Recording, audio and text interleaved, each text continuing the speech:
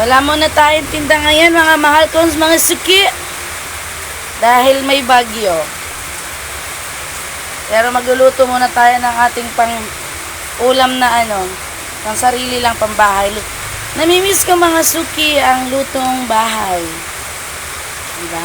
Iba kasi ang lutong bahay, lutong tindahan. Diba? So, ito. Halagyan natin ng kalamansito. Ang tawag sa amin ito, alam ko nung panahon. Ito yung panahon.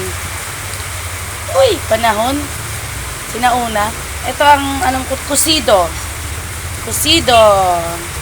Alam ko kusido ang tawag ito.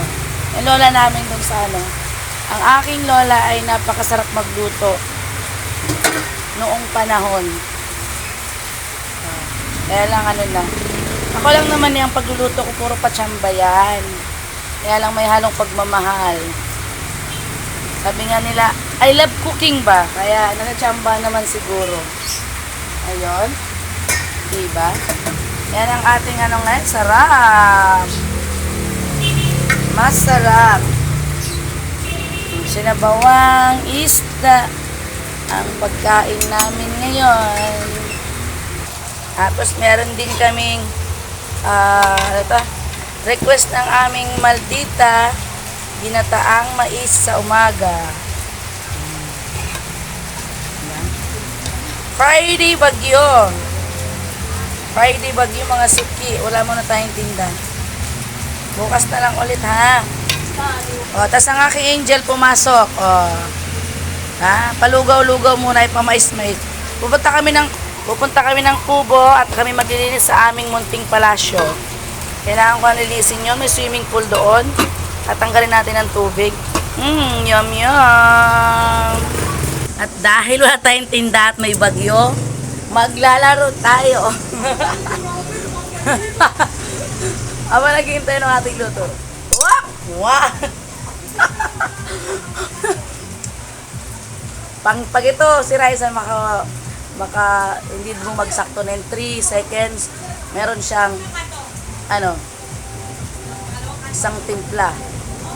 Wow! Binabasa daw to. Oh!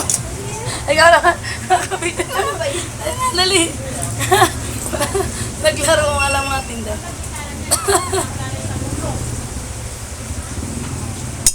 Ano? 1, 2, 3. Sulat ulit.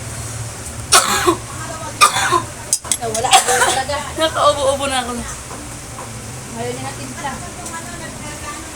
Magpapalaro ako dito. Para sa mga estudyante to ha. Papalaro tayo. May libre sila pag uwi nila ng palamig. May libreng palamig sila pag ito. Diba? Libreng masarap na palamig sila.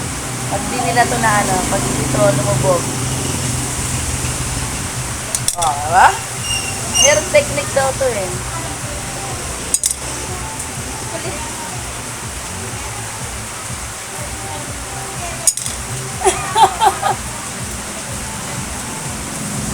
Wow! Ay! Dito na yun.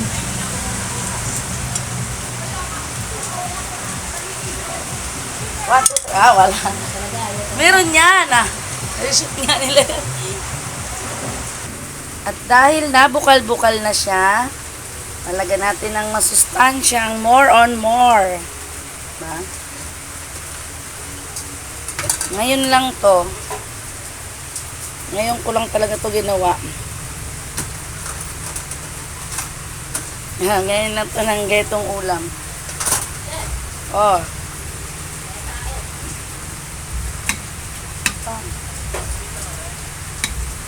Uray na mga kutsika mo eh. Wala!